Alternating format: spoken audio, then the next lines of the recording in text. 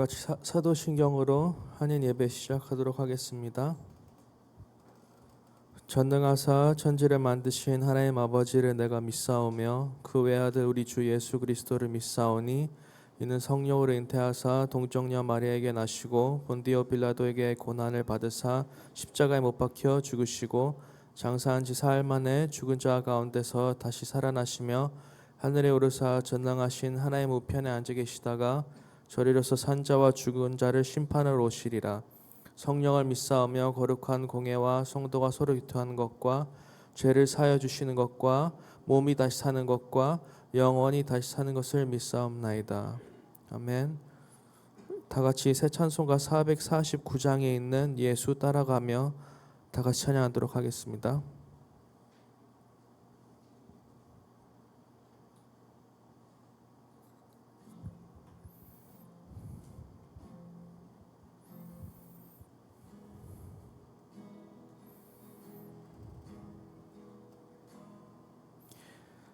예수 따라가며 복음 순종하면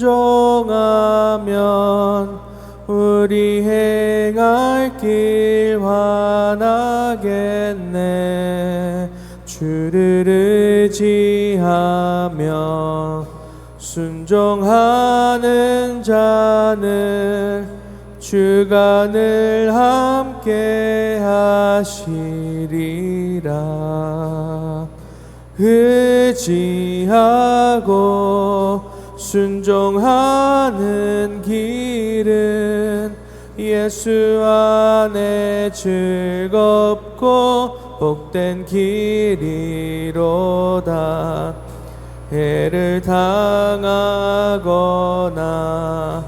우리 고생할 때 주가 위로해 주시겠네. 주를 의지하며 순종하는 자를 주가 안위해 주시리라. 의지하고 순종하는 길은 예수 안에 즐겁고 복된 길이로다. 남의 짐을 지고 슬픈 위로하면 주가 상급을 주시겠네. 주를 의지하며 순종하는 자를 항상 복 내려 주시리라. 의지하고 순종하는 길은 예수 안에 즐겁고 복된 길이로다. 우리 받은 것을 주께 다 드리면 우리 기쁨이 넘치겠네. 주를 의지하며 순종하는 자를 은혜 풍성케 하시리라. 의지하고 순종하는 길은 예수 안에 즐겁고 복된 길이로다. 주를 힘입어서 말씀 잘 배우고 주를 모시고 살아가세. 주를 의지하며 항상 순종하면 주가 사랑해 주시리라. 의지하고 순종하는 길은 예수 안에 즐겁고 복된 길이로다. 아멘. 우리 다 같이 말씀과 예배를 놓고 기도드리는 시간 갖도록 하겠습니다. 다 같이 기도드리겠습니다.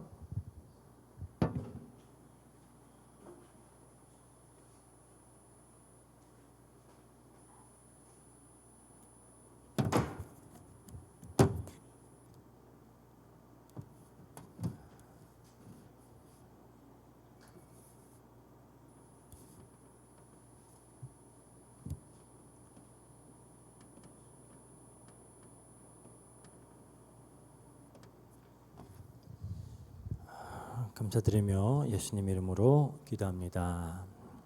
아멘. 우리 고린도전서 5장 9절에서 13절까지 말씀 함께 보도록 하겠습니다. 고린도전서 5장 9절에서 13절 말씀입니다. 제가 읽겠습니다. 내가 너희에게 쓴 편지에 음행하는 자들을 사귀지 말라 하였거니와 이 말은 이 세상에 음행하는 자들이나 탐하는 자들이나 속여 빼앗는 자들이나 우상 숭배하는 자들을 도무지 사귀지 말라 하는 것이 아니니 만일 그리하려면 너희가 세상 밖으로 나가야 할 것이라. 이제 내가 너희에게 쓴 것은 만일 어떤 형제라 일컫는 자가 음행하거나 탐욕을 부리거나 우상 숭배를 하거나 모욕하거나 술 취하거나 속여 빼앗거든 사귀지도 말고 그런 자와는 함께 먹지도 말라 함이라. 밖에 있는 사람들을 판단하는 것이야 내게 무슨 상관이 있으리요마는 교회 안에 있는 사람들이야 너희가 판단하지 아니하랴. 밖에 있는 사람들은 하나님이 심판하려니와 이 악한 사람은 너희 중에 내쫓으라. 아멘. 우리는 지난주에 이제 바울이 이 고린도 교회를 향해 이제 선포한 그 복음의 논리를 살펴봤습니다. 그렇죠? 너희는 이미 누룩이 없는 자다. 그러니 묵은 누룩을 버려라. 그러니까 존재가 항상 먼저고 행위는 그 존재를 따르는 거였죠. 그러니까 성도는 그리스도께서 이미 이루신, 그래서 우리에게 새롭게 선언된 그 현실을 삶으로 살아내는 자들이라는 거예요. 그리고 이제 오늘 본문은 그 연장선에서 좀 아주 근본적인 또 하나의 질문을 던지고 있다라고 생각할 수가 있습니다. 질문이 뭐냐? 교회는 얼마나 어느 정도 그 문을 열어야 하는지 또 얼마나 닫아야 하는가에 대한 질문이에요. 사실 이거는 모든 집단 혹은 모든 공동체가 한 번쯤은 꼭 해보게 되는 고민인 것 같아요. 뭐 가정도 그렇고 학교도 그렇고 기업도 국가도 예외 없이 다 이 질문과 씨름을 하게 돼 있습니다. 왜냐, 문을 활짝 열면 더 많은 것들이 들어오죠. 사람도 들어오고 기회도 들어오고 가능성도 들어오고, 하지만 동시에 원치 않는 것들도 함께 들어와요. 근데 반대로 우리가 문을 딱 걸어 잠고 굳게 닫으면 안은 지킬 수가 있어요. 정체성도 지키고 어떤 순수성도 지키고 뭐 우리 나름의 질서도 지키고, 하지만 점점 고립되어지고 작아지고 또 굳어져 가요. 그러니까 우리가 그런 지금 세계 정세만 봐도 그렇죠. 불과 오래된 것 같지도 않아요. 얼마 전까지만 해도 전 세계를 계속 뜨겁게 달구던 어떤 화두는 세계화였습니다. 세계화. 국경을 허물고 장벽을 낮추고 더 많이 연결되고 더 개방될수록 모두에게 유익하다. 이게 거의 뭐 종교적인 신념이었는데 지금은 많이 달라졌죠, 세상이. 이제 갑자기 또 반대 방향으로 빠르게 움직이고 있어요. 미국이 막 그런 자국 보호주의 이런 걸 이제 천명을 하고, 유럽도 막 그런 반이민 정서가 굉장히 심하죠. 각국에서 이렇게 고개 들고 있는 그런 민족주의, 이거 굉장히 이제 강해지고 있습니다. 한때 이런 것들 다 구시대의 유물처럼 그렇게 여겨졌던 그런 어떤 뭐 경계라든지 장벽, 이게 또 다시 하나의 시대 정신이 되어져 가고 있어요. 그러니까 개방이 해답이었던 것 같았는데 너무 열었더니 또 뭔가 중요한 것들을 잃어버린다라는 거죠. 그래서 다시, 그러면 그렇다고 해서 문을 다시 걸어 잠그면은 해결이 되느냐? 그렇다고 또 해결되는 것도 아니에요. 그러니까 세계가 지금 이 갈등 속에서 나름대로 이렇게 길을 잃어서 막 이렇게 표류를 하고 있습니다. 근데 사실 이거는 목회자인 저에게도 굉장히 낯설지 않은 그런 갈등이에요. 목회를 하다 보면 끊임없이 이 질문 앞에 서게 됩니다. 한편으로는 이렇게 생각이 들어요. 우리가 기독교의 복음의 본질을 지키고 이 세상의 영향력이 교회 공동체 안으로 들어오지 못하게 하려면 담을 더 쌓아야 되는 거 아닌가. 이 세상의 어떤 문화와 가치관이 교회 안으로 너무 빨리 너무 쉽게 들어오고 있는데 진리를 더 수호하고 또 다음 세대에게 바른 신앙을 전달하려면 가능한 세상과의 접촉을 최소화해야 되는 게 아닌가, 그런 생각을 하게 되는데, 또 한편에서는 정반대의 생각이 들어요. 더 많은 사람들이 복음을 들어야 하는데, 그러려면 거리낌 없이 교회 안으로 들어올 수 있어야 되는데 장벽이 높으면 사람들이 오지 못하지 않을까. 교회가 세상과 너무 동떨어진 언어를 쓰고 너무 낯선 문화를 계속 고집을 하면 더 복음의 문이 닫히는 게 아닐까. 이게 개방이냐 폐쇄냐, 세상을 향해 문을 열어야 되느냐 아니면 우리 스스로를 먼저 지켜야 되느냐, 이 긴장이 역사적으로도 계속 그래왔고 또 앞으로도 교회가 존재하는 한, 이 땅에서 존재하는 한 아마 완전히 해소될 수는 없는 질문일 거예요. 왔다 갔다 하겠죠. 그런데 놀랍게도 바울이 오늘 본문에서 다루는 질문도 이런 어떤 내용의 질문이에요. 우리가 지난 2주간에 이제 고린도 교회 안에서 일어난 아주 심각한 죄의 문제와 또 그에 대한 바울의 그런 권징, 그걸 이제 함께 살펴봤는데요. 오늘 이제 바울이 좀 펼쳐 보이는 이야기는 또 조금은 다른 방향으로 이렇게 전개가 된다라고 볼 수가 있어요. 고린도 교회가 이제 고린도전서 전에 보냈던 편지, 그거를 뭔가 오해하고 있었던 것 같아요. 그걸 이제 지적을 하면서 그 오해를 좀 교정하기 위해서 이제 어떻게 보면 근본적인 그런 질문을 다루고 있는 겁니다. 교회는 세상과 어떤 관계를 맺어야 되는지, 교회 안과 교회 밖의 경계는 어딘지, 이 세상 한복판 안에 세워진 하나님 나라, 그 영적 영토는 어떻게 지켜야 되는 건지, 그렇죠? 그 교회의 권한, 교회의 관할이라고도 할 수가 있죠. 어디까지인지, 그렇다면 세상을 향한 교회의 태도는 어때야 되는지, 이제 이런 것들. 그러니까 바울이 이런 질문들에 대한 나름대로의 이제 원칙 그리고 어떤 답을 제시를 하고 있는 겁니다. 근데 그 답이 개방 혹은 폐쇄 둘 중에 하나를 택하는 그런 이분법은 아니에요. 우리가 이제 함께 본문을 살펴보도록 하겠습니다. 나름대로 이제 그 경계를 복음 위에서 다 그어주고 어떤 원리를 세우고 있다라고 보시면 되는데요.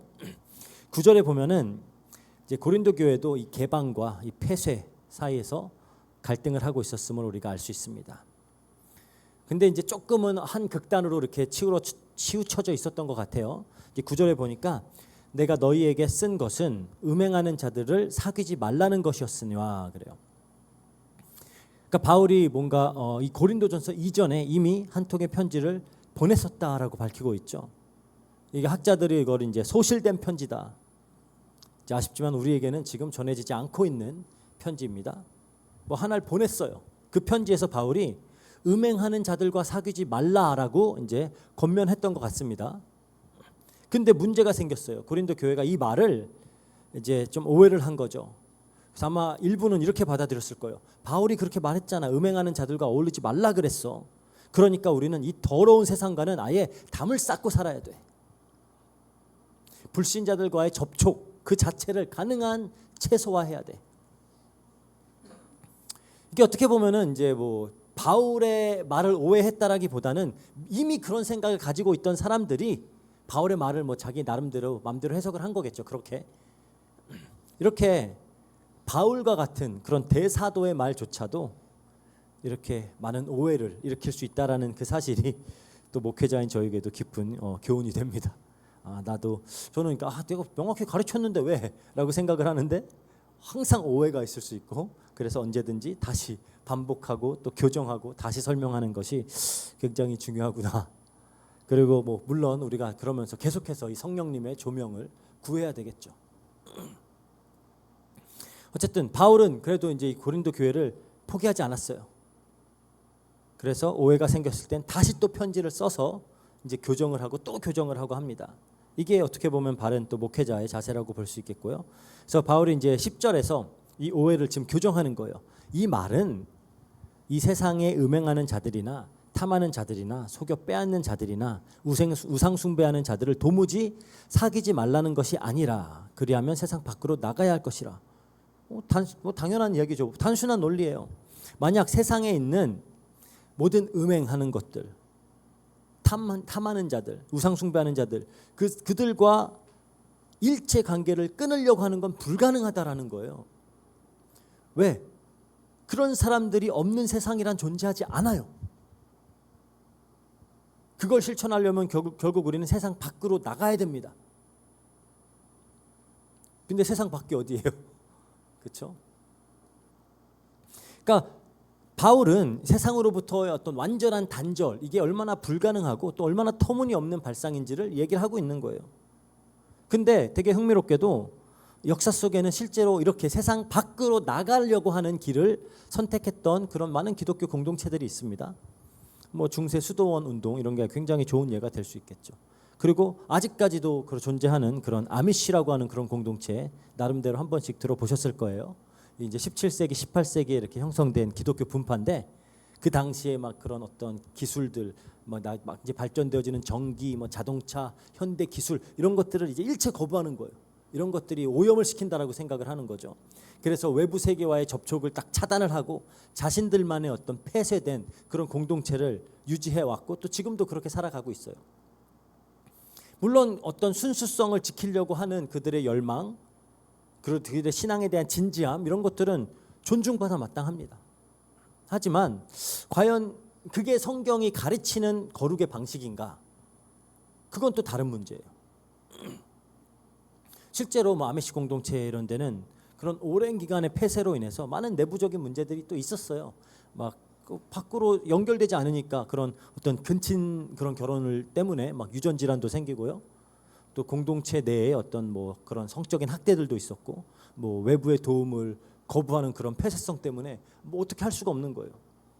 그러니까 자체적으로 해결할 수 없는 그런 많은 문제들이 드러나기도 했습니다. 그러니까 세상과 차단을 하면 거룩해지겠지라는 기대와는 달리 이 담 안에서도 죄는 계속 자라나는 거예요. 그 중세 수도원들 그런데 보면 그렇잖아요. 나중에 이제 그런 그 발굴 작업이라고 하나 이런 거 하다 보니까 그런 수없이 많은 아이들의 그런 아기들의 뼈, 그런 두개골 이런 것들이 많이 발견이 되는 거예요.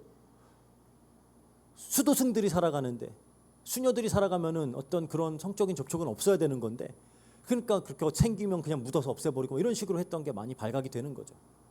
그러니까 담을 쌓고 산다라고 해서 죄가 없어지는 게 아니에요. 그 안에 사는 사람들이 죄인이에요.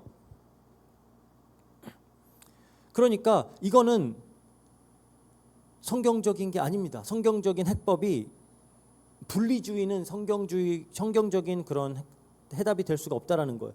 무엇보다 왜냐? 예수님이 그렇게 사시질 않으셨어요.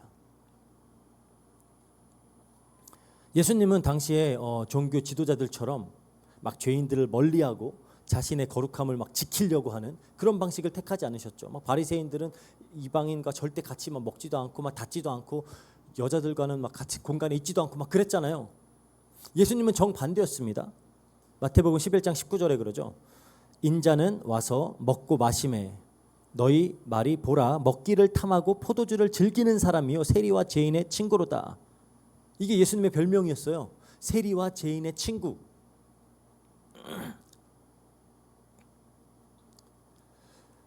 예수님은 그들의 집에 막 서슴없이 들어가셨고요.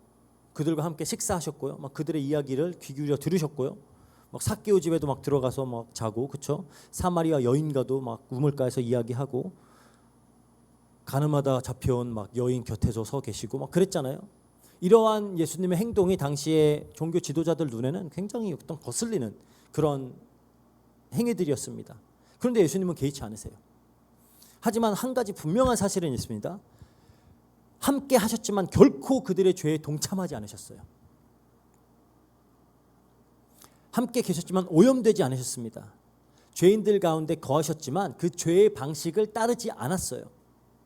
가늠한 여인에게도 나도 너를 정죄하지 아니하노라 하시고 거기서 끝나지 않았죠. 바로 이어서 다시 죄를 범하지 말라라고 명하셨습니다.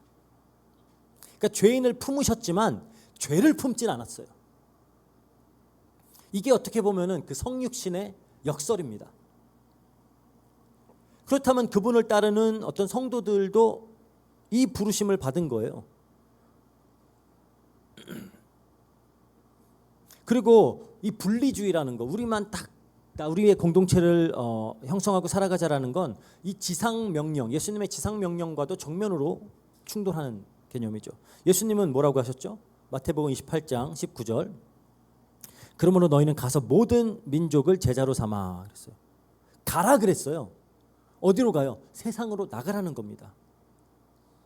사도행전 1장 8절에도 그러죠. 오직 성령이 너희에게 임하시면 너희가 권능을 받고 예루살렘과 온 유대와 사마리와 땅 끝까지 이르러 내 증인이 되리라. 그러니까 증인이 되려면은 이 세상 안에 있어야 돼요. 그래서 예수님이 제자들을 위해서 이렇게 기도하셨어요. 요한복음 17장 15절. 지금 John 17:15. Can you show it on the screen? No. 요한복음 17장 15절입니다. 뭐라 그랬냐? 내가 비옵는 것은 그들을 세상에서 데려가시기를 위함이 아니요 다만 악에 빠지지 않게 보존하기를 위함이니라 그랬어요. 그러니까 세상에서 이들을 내 백성들을 빼내 주세요라고 하나님께 예수님이 기도하지 않았어요. 세상 안에 있지만 지켜 주세요라고 기도를 했습니다. 그리고 바로 이어지는 말씀이 18절에 아버지께서 나를 세상에 보내신 것 같이 나도 그들을 세상에 보내었고 그래요. 그러니까 교회는 세상으로부터 피신하는 그런 요새가 아니라는 거예요. 오히려 세상으로 파송하는 전초기지입니다. 그러니까 담을 쌓으면은 우리가 복음을 가지고 세상으로 나갈 수가 없잖아요. 그러니까 소금이 우리 뭐 세상의 소금이라 그러는 새 소금이 소금통 안에만 갇혀 있으면은 그건 더 이상 세상을 위한 소금이 아닌 거예요. 그러니까 결론은 뭐 분명합니다. 바울이 금지한 것은 세상 사람들과의 접촉이 아니에요. 바울이 금지한 건 이 죄를 공동체 안으로 들여오는 겁니다. 이건 전혀 다른 이야기예요. 세상 사람들과 관계를 맺고 그들을 사랑하고 그들 가운데 들어가는 것, 이건 그냥 허용 정도가 아니라 명령입니다. 하지만 그들의 방식과 그들의 죄가 언약 공동체 안으로 스며들어오도록 하는 거, 그거는 막아야 된다는 거죠. 이건 다른 문제죠, 완전히. 그래서 요한복음 17장의 표현을 빌리자면은 성도는 세상 안에 있지만 in the world죠. 하지만 세상에 속하지 않았다. Not of the world예요. 그게 우리 성도들의 자리라는 겁니다. 세상 안에 있지만 세상에 속하지는 않은 자들. 그 자리를 지키는 게 우리의 자리입니다. 세상을 향해 열려 있으면서도 세상에 오염되지 않는 것. 그러니까 쉽지가 않죠. 이게 바울이 우리 고린도 교회 그리고 우리에게 또 가르치는 하나의 원리예요. 혹시라도 그런 우리끼리 멀리 어디 가서 우리만의 공동체를 만들고 살아가자라는 그런 기독교 공동체가 있다면은 가능하면 그런 단체는 조심하세요. 이단일 아주 높은 확률로 이단입니다. 그 있잖아요. 어디 막 브라질 가가지고 막 농장 지어놓고 장애인들끼리만 살고 그거는 조심해야 돼요. 세상으로 나가는 게 맞습니다. 이어서 11절을 보겠습니다. 이제 내가 너희에게 쓴 것은 만일 어떤 형제라 일컫는 자가 음행하거나 탐욕을 부리거나 우상 숭배를 하거나 모욕하거나 술 취하거나 속여 빼앗거든 사귀지도 말고 그런 자와는 함께 먹지도 말라 함이라 그래요. 그러니까 이제 10절하고 11절을 나란히 놓고 보면은 이제 대조가 이렇게 딱 선명하게 드러나죠. 10절에서 바울은 세상 사람들과 교제를 금하지 않아요. 그런데 11절에서는 분명하게 교제를 끊어라 그래요. 그럼 뭐가 달라진 거죠? 바로 대상이 달라진 겁니다. 그러니까 11절의 핵심은 형제라 일컫는 자. 형제라 일컫는 자. 즉 스스로를 그리스도인이다. 스스로를 언약 공동체의 일원이다라고 고백하는 자들을 말하는 거예요. 지금 그들에 대해서 바울이 얘기하고 있는 겁니다. 이게 왜 중요하냐? 여기서 우리가 좀 세례와 또 교회 멤버십에 대한 어떤 언약적인 의미를 좀 생각을 해봐야 돼요. 구약에서 하나님이 이제 아브라함과 언약을 맺으면서 언약의 표지로 할례를 주셨죠. 그 할례는 그냥 단순히 어떤 그런 종교적인 의식일 뿐만 아니라 어떤 나는 하나님의 언약 공동체의 일원이다라는 어떤 공식적인 선언이에요. 그리고 그 어떤 그 이제 할례를 받으면 어떤 하나의 서약이죠. 그 서약에는 이 언약의 복을 누리는 권리가 주어지고요. 또 동시에 언약 백성으로서 거룩을 지켜야 하는 책임이 따릅니다. 권리도 주어지고 책임도 주어져요. 그런데 이 신약에서는 이 할례에 해당하는 게 이제 바로 세례예요. 세례는 나는 이제 이 그리스도의 피로 세워진 이 새로운 언약 공동체의 일원으로 살겠습니다라는 공적인 선언이에요. 그렇게 우리가 선언하고 서약할 때 이제 우리는 이 공동체의 돌봄과 가르침을 받을 그 권리와 함께 또 공동체의 거룩을 함께 지켜야 하는 책임이 따르는 겁니다. 근데 오늘날 많은 교회에서 이 교회 멤버십이라는 이게 굉장히 가볍게 여겨져요. 그게 좀 안타까운 거죠. 그냥 등록하다가 뭐 다니다 말면 그만이고 나가도 그만이고 뭐 그냥 아무런 책임도 없는 것처럼 어떤 서비스를 받으러 오는 것처럼 그렇게 이제 교회에 오는 사람들이 많아져서 이제 그게 안타까운 사실인데, 성경이 가르치는 교회 멤버십은 그런 게 아닙니다. 일종의 언약적인 서약이에요. 그러니까 형제라 일컫는 자라는 표현이 바로 그런 겁니다. 그 형제라는 이름을 달았다면은 권리도 있지만 책임도 함께 따른다라는 거예요. 그래서 여기서 이제 바울이 이 형제라 일컫는 자들에 대해서 이제 구체적으로 어떤 죄들을 언급하는지 이제 우리가 보자고요. 음행, 탐욕, 우상숭배, 모욕, 술 취함, 속여서 빼앗음, 이런 이제 6가지가 여기서는 우선 등장을 합니다. 1절 5장 1절에서는 이제 근친상간 하나를 다뤘죠. 근데 이제 좀 더 넓은 스펙트럼으로 이제 죄목들이 등장을 하는 거예요. 그러니까 보니까 교회의 권징이라는 게 어떤 음행이나 우상숭배 같은 아주 심각한 범죄에만 해당하는 것이 아니다라는 거죠. 모욕, 이건 그냥 언어폭력이잖아요, 그렇죠? 말로 사람들을 파괴하는 그런 어떤 모욕, 그것도 여기 포함이 돼 있고요. 탐심, 어떤 물질에 대한 그런 끈없는 그런 탐욕, 이런 것도 여기 포함된대요. 우리가 흔히 별로 심하게 여기지 않는 그런 죄들이 성적 범죄와 같은 그런 심각한 범죄와 동일한 무게로 이렇게 다뤄지고 있다. 그 사실을 우리가 좀 직시를 해야 됩니다. 그리고 또 이제 또 따로 그냥 하나 살펴보고 싶은 건 술 취하는 자, 그렇죠? 이 단어가 이거 그냥 가끔씩 그냥 가끔 가다가 한 잔씩 하는 사람들을 말하는 게 아니에요. 반복적이고 습관적으로 술에 지배를 당하는 자들, 그러니까 절제력을 잃는 그런 자들을 의미하는 거죠. 근데 이제 많은 사람들이 이거 물어봐요, 항상. 그렇죠? 음주에 대해서. 성경은 음주 자체를 금하지는 않잖아요. 특히 이제 뭐 너무 술이 좋은데 어떻게 해요? 그렇죠? 그러니까 성경이 그거는 금하지 않잖아요. 맞아요. 금하지 않습니다. 성경은 음주 자체를 명시적으로 금지하지 않아요. 예수님도 가나 혼인 잔치에서 포도주를 만드셨죠. 바울도 디모데에게 포도주를 조금씩 써라, 배 아플 때 그렇게 권했습니다.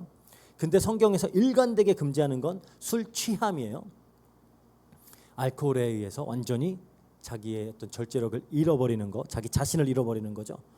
에베소서 5장 18절에 그래요. 술 취하지 말라, 이는 방탕한 것이니 오직 성령으로 충만함을 받으라. 그러니까 바울이 술 취함과 성령 충만을 정면으로 대조시켜요. 그 정도로 어떻게 보면 뭔가 술과 어떤 성령과의 뭔가 그런 관계적인 문제가 있다라는 거예요. 그래서 개인적으로 저는 그렇게 조언을 줍니다. 뭐 술 아예 마시지 말라는 거 아니지만 그래도 음주가 바람직하지 않은 이유가 뭐냐? 갈라디아서 5장 22절 23절에 보면은 성령의 열매들이 등장하잖아요. 그 열매 중에 마지막 열매가 뭐죠? 절제, self control, 자기 자신에 대한 통제력이에요. 성령님께서 우리 안에 맺으시는 열매 중에 하나가 이 절제라는 겁니다. 근데 사람들이 술을 왜 마셔요? 알코올 섭취의 본질이 뭐죠? 의도적으로 그냥 좀 자기를 놓으려고 하는 거잖아요. 좀 뭔가 통제력을 자기가 의도적으로 내려놓는 행위입니다. 성령님이 우리 안에 만들어 가시는 절제를 술을 가지고 무너뜨리는 거예요, 스스로. 그러니까 이게 뭐 도덕적인 문제라기보다는 어떻게 보면 이 성령님과의 관계 속에 있는 문제가 아닌가, 좀 그렇게 이제 생각이 들고요. 그래서 뭐 가능하면 저희가 성령의 열매, 이 절제를 잘 그 열매 맺으면서 살아가는 게 좋겠죠. 일부러 그걸 막 무너뜨릴 필요는 없잖아요. 그래서 다시 본론으로 돌아와서 바울이 그래서 이런 죄들을 열거하면서 그 형제라 일컫는 자들과는 사귀지도 말고 함께 먹지도 말라 그래요. 이게 무슨 근거에서 이런 얘기를 하는 거냐? 언약 공동체의 어떤 거룩에 대한 하나님의 일관적인 그런 어떤 가르침, 요구, 거기에 이제 뿌리를 두고 있는 가르침입니다. 구약에서 하나님이 이스라엘에게 반복적으로 주신 명령 뭐예요?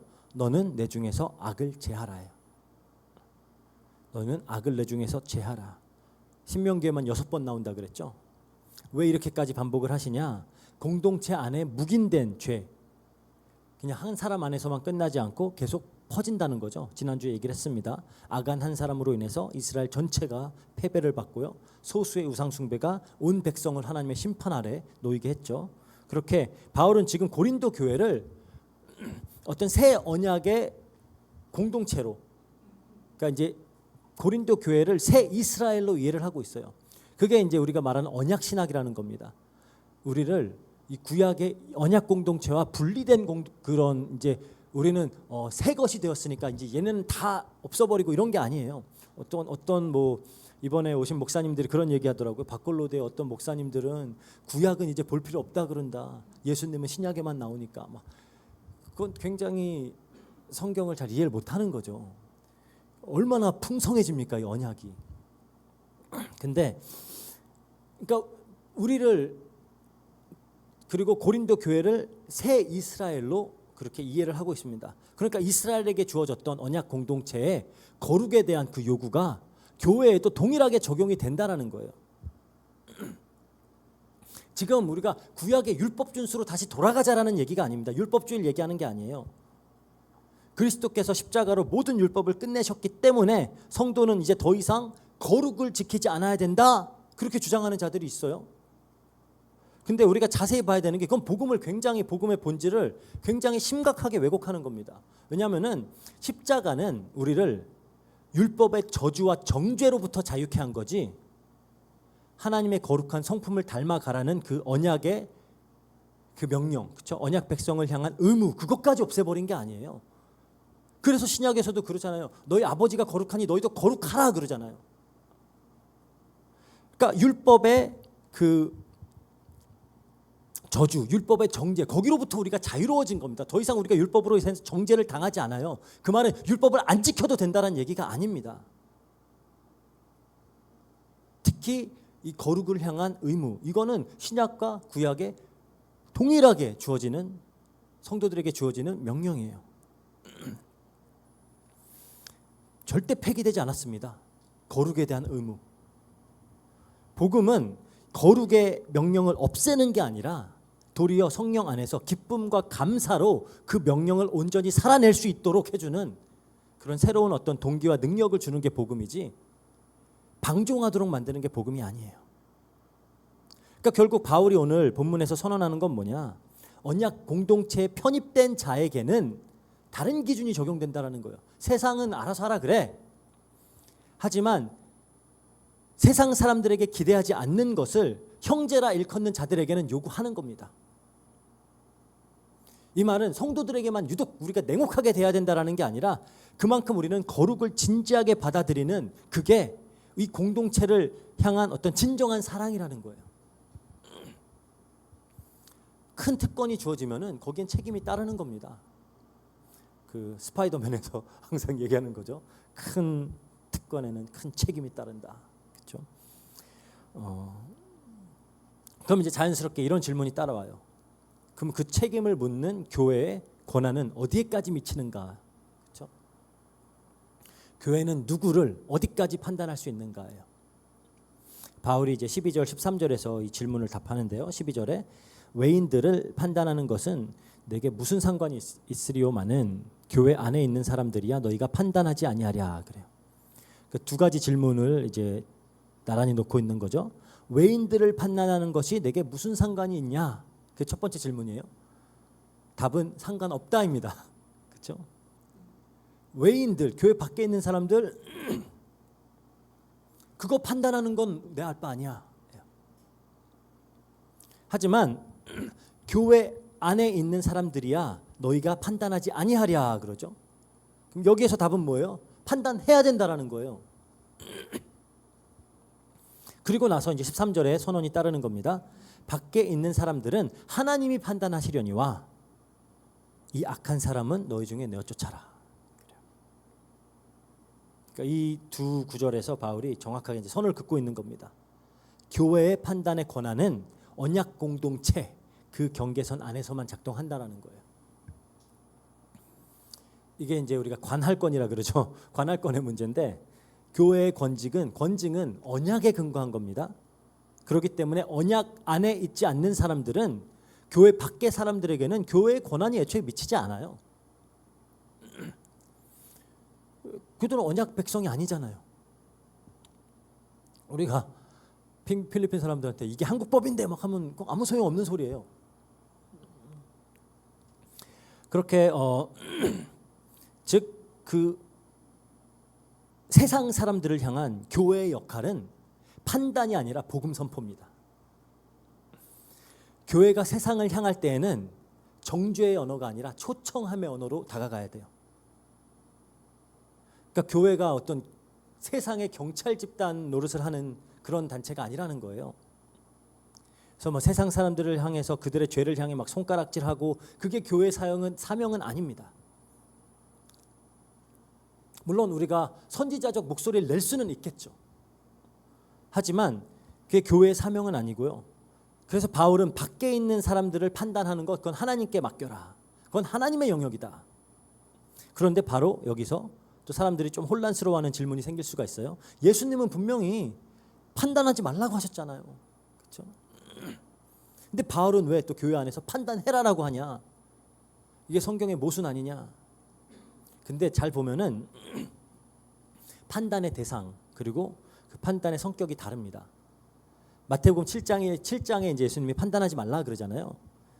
근데 이제 판단을 금하신 게 어떤 판단이냐? 마태복음 7장 3절에 보면 그래요. 마태복음 7장 3절 Matthew 7:3 어찌하여 형제의 눈 속에 있는 티는 보고 내 눈 속에 있는 들보를 깨닫지 못하느냐. 무슨 얘기죠? 자신을 전혀 성찰하지 않으면서 타인을 정죄하는 거. 자기 의에서 나오는 그런 위선적인 판단, 정죄 그걸 경계하시는 거예요. 반면에 오늘 바울이 오늘 본문에서 명하는 건 뭐예요? 자기의 성찰을 전제로 한 복음 안에서 그렇죠? 한 공동체의 거룩을 위해서 사랑으로 행하는 그런 분별 그리고 판단 이거는 하라는 겁니다. 그래서 갈라디아서 6장 1절 보면은 이제 이거 이게 두 개가 이제 접점을 딱 이룬다고 볼 수가 있는데요. 갈라디아서 6장 1절 Galatians 6:1 형제들아 사람이 만일 무슨 범죄한 일이 드러나거든 신령한 너희는 온유한 심령으로 그러한 자를 바로잡고 너 자신을 살펴보아 너도 시험을 받을까 두려워하라. 그러니까 판단하되 자기를 먼저 살펴라. 온유한 심령으로 행해라. 이게 어떻게 보면 성경이 요구하는 자세죠. 그러니까 성경도 잘 모르면서 맨날 그런 얘기하는 사람 예수님이 판단하지 말라 그랬는데 네가 뭔데 날 판단해. 그 논리를 가지고 따지는 사람들이 굉장히 많아요. 특히 그런 뭐 어떤 뭐 성소수자 집단이라든지 뭐 이런 게 우리가 성경적으로 그거는 잘못됐어라고 예수님이 판단하지 말랬어. 물론 뭐 그 사람들이 뭐 성경을 이렇게 꿰뚫고 알고 있기를 우리가 기대할 수는 없겠죠. 하지만 우리는 알아야죠. 그렇죠? 그래서 판단하되 먼저 자기를 살피고 온유한 심정으로 행하고 그러니까 자기 의에서 나오는 판단 그건 정죄죠. 하지만 자신도 함께 무릎을 꿇으면서 공동체의 거룩을 위해 행하는 판단은 그거는 책임이에요. 교회의 책임. 그리고 사랑의 실천입니다. 이걸 두 개를 우리가 혼돈을 하면 안 돼요. 그러면은 교회가 이렇게 교회 안을 향한 판단하고 건징할 수 있는 권한은 어디서 오는 거냐? 예수님이 직접 교회에 주신 겁니다. 마태복음 18장 18절, Matthew 18:18. 진실로 너희에게 이르노니 무엇이든지 너희가 땅에서 매면 하늘에서도 매일 것이요 무엇이든지 땅에서 풀면 하늘에서도 풀리리라. 그래요. 이게 우리가 열쇠의 권세라고 하는 거죠.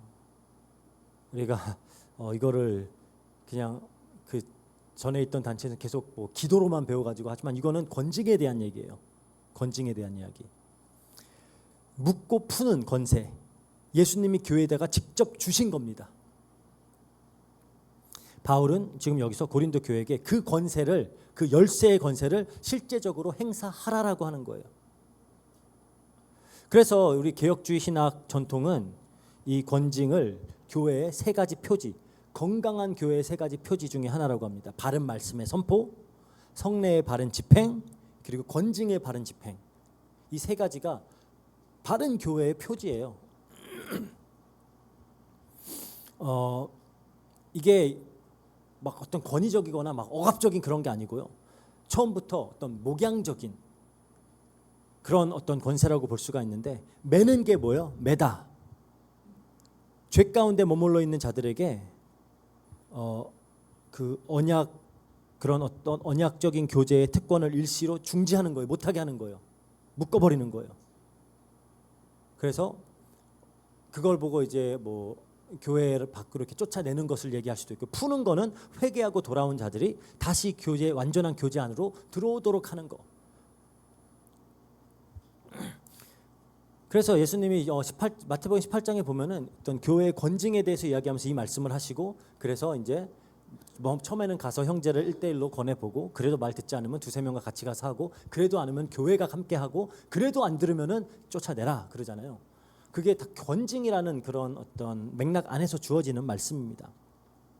묶고 푸는 거, 교회를 열어주고 묶어주고 잡고 하는 그걸 말하는 거예요.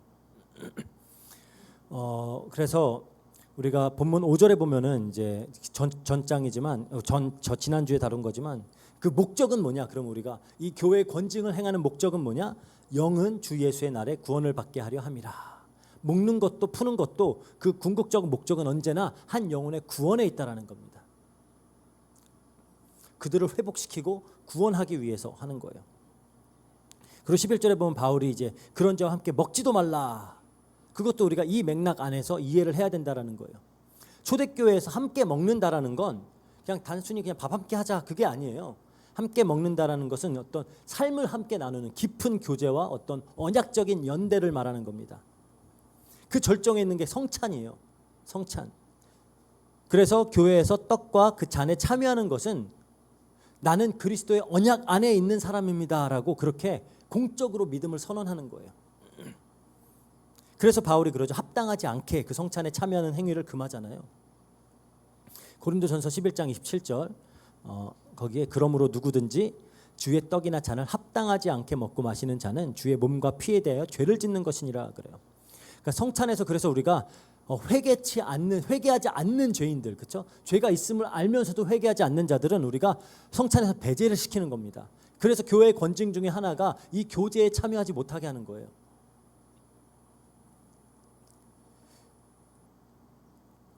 어떤 그 사람을 교회 밖으로 내치려고 하는 것이 아니라 어떤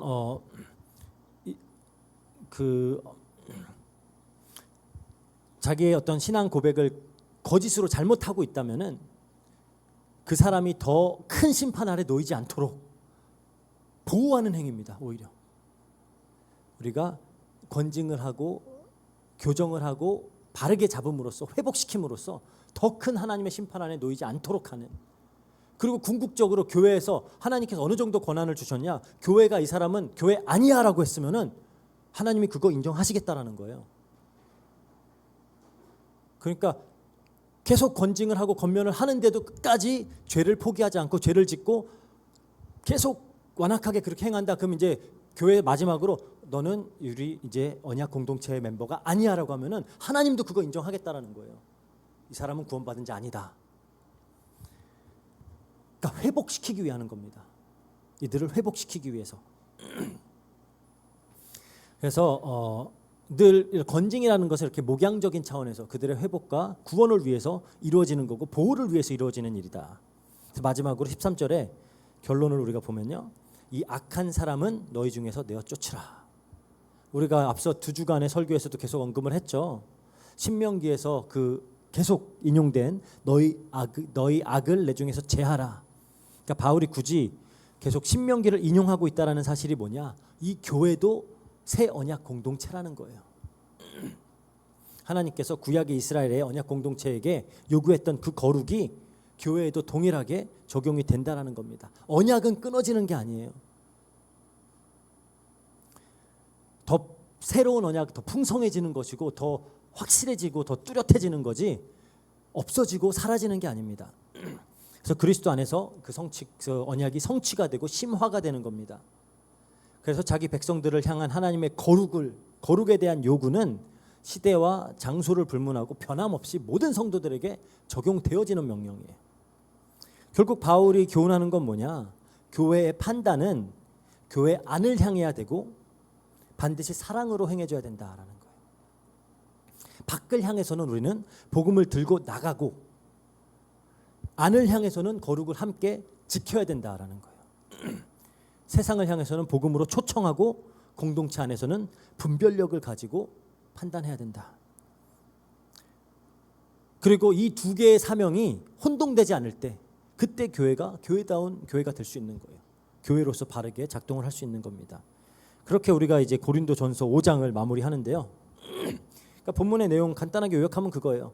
교회는 세상을 향해서는 열려 있어야 되고 공동체 안에서는 거룩을 지키기 위해서 죄에 대해서는 닫아야 된다라는 거예요. 이 두 가지 사명, 밖을 향한 전도와 어떤 안을 향한 권징. 이 겉으로 보면은 뭔가 서로 다른 방향을 가리키는 것 같지만 결국은 하나의 목적을 가진, 하나의 뿌리를 가진 겁니다. 다 한 영혼의 구원이에요. 한 영혼의 구원. 한 사람을 복음으로 초청해서 하나님의 백성이 되게 하는 그것도 구원이죠. 그들이 의로운 자로 칭함을 받도록 하는 거. 한 사람이 구원받은 자가 끝까지 거룩하게 하나님 앞에 거룩하고 흠이 없이 살아가도록 하는 거, 성화의 구원입니다. 다 구원을 위한 거예요. 그리고 그래서 어떻게 보면은 이제 이 지점에서 그 복음의 어떤 역설이 빛을 발하는 거죠. 바울이 죄 가운데 있는 자를 공동체 밖으로 내어 쫓으라라고 했는데 잘 생각해 보면은 진짜 죄가 없으시고 거룩하셨던 그 유일하신 분이 예수님인데 그분은 내어 쫓김을 당했어요. 우리를 위해서. 죄 있는 자만 내어 쫓으라 그랬는데 예수님은 내어 쫓김을 당하셨죠. 히브리서 13장 12절. Hebrews 13:12. 예수도 자기 피로써 백성을 거룩하게 하려고 성문 밖에서 고난을 받으셨느니라. 성문 밖이라 그러죠. 하나님의 면전에서 끊어지고 성문 밖으로 내어 쫓김을 당했어요. 하지만 그렇게 예수님이 쫓겨나셨기 때문에 오늘 우리 같은 죄인들이 쫓겨나지 않고 하나님 나라의 거룩한 백성으로 받아들여지고 있는 겁니다. 그러니까 어떤 의미에서는 그 심판이, 예수님을 향했던 그 심판이 가장 깊은 사랑을 담고 있는 거예요. 그게 십자가의 복음입니다. 그렇기 때문에 우리도 교회의 거룩을 지키고 죄 앞에서는 단호하게 분별해야 하는 이유는 우리의 의로움을 자랑하기 위해서가 아니고요. 우리를 그 공동체 안에 들이시기 위해서 친히 성문 밖으로 쫓겨나신 그 예수님의 사랑의 핏값을 알기 때문입니다. 그래서 우리가 세상을 향해 복음을 들고 나가는 것, 또 서로의 거룩을 지키기 위해서 판단하고 권징하는 이 모든 것들이 다 그 십자가의 사랑에서 흘러나와야 된다는 거예요. 그래서 우리가 세상을 향해서는 좀 그런 정죄의 돌을 좀 내려놓고, 그렇죠? 복음의 초청장을 들고 나가야 되고요. 교회 안에서는 그 주님의 피로 사신 공동체의 순결함을 어떻게든지 사랑으로 함께 지켜내기 위해 최선을 다해야 되는 거예요. 그게 우리를 위해서 쫓겨나신 그리스도의 은혜에 합당하게 살아가는 어떤 삶이다라고 볼 수가 있습니다. 이 두 방향 동시에 붙잡는 공동체, 그게 이 세상 한복판에 하나님께서 탁 세우신 하나님 나라의 모습인 거예요. 우리 노고스 교회가 좀 그런 공동체가 될 수 있기를 간절히 또 소망하면서 기도합니다. 기도하고 마치겠습니다. 사랑과 은혜가 풍성하신 하나님 감사합니다. 오늘 말씀을 통해 우리 교회에게 주어진 역할이 무엇인지, 세상을 향해서는 우리가 어떠한 태도로 살아야 되며 또 교회 안에서는 어떠한 태도로 살아야 되는지를 말씀을 통하여 알려주시니 감사합니다. 하나님, 하나님의 영이 또 우리 안에서 이 진리를 가르쳐 주시고 단순히 또 하나의 지식으로 머릿속에 쌓이는 것이 아니라 이것이 우리의 삶으로 그리고 우리 교회의 신앙의 실천으로 뿌리 내려서 정말 우리 교회가 건강하고 건전한 교회, 하나님께서 기뻐하시는 교회, 세상을 향해서는 복음으로 초청을 하며 거룩을 끝까지 유지하는 그런 교회로 자라나갈 수 있도록 주님께서 축복하여 주세요. 감사드리며 모든 것 우리 주 예수 그리스도 이름으로 기도합니다. 아멘. 네. 광고합니다. 우리 다 기도해 주신 덕분에 또 한 주간 우리 바콜로드에서 목사님들 10분 또 오셔서 저희가 함께 그분들 모시고 또 함께 그 집회도 참석을 하고 이렇게 좋은 시간 이렇게 가질 수 있었습니다. Acts 29이라고 하는 집회였는데 개혁주의 신학에 굉장히 깊이 뿌리를 두고 있는 그런 교회 church planting, 그러니까 교회 개척 미니스트리예요. 그래서 참 많은 것들을 우리가 또 배울 수 있었고 이번엔 특히 그런 갱신, 부흥이죠. 우리로 말하면 부흥이에요. 부흥에 대한 이야기를 이제 집중적으로 다뤘는데 이 교회 안에서 바른 어떤 부흥이라는 역사가 일어나야 된다.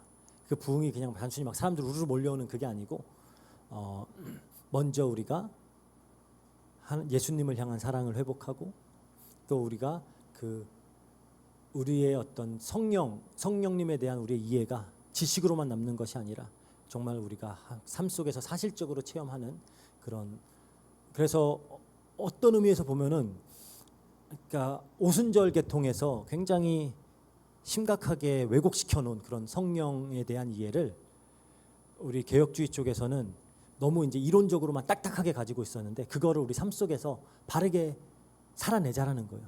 바르게 성령님의 가르침을 받고 성령님의 역사를 우리가 구하고 또 물론 하나님은 그런 일반적인 은혜의 수단으로 평소 때 우리에게 은혜를 주시고 역사를 하시지만 시대마다 특별한 은혜의 역사를 하실 때가 있다라는 거예요. 그걸 보고 이제 우리가 부흥이라고 하는 건데 그래서 그런 에스라와 느헤미야 때 이스라엘 그 공동체들이 함께 모여서 다 말씀으로 하나 되어지고 그러니까 그 조나단 에드워드가 얘기했던 그 어떤 부흥의 표지들이 있습니다.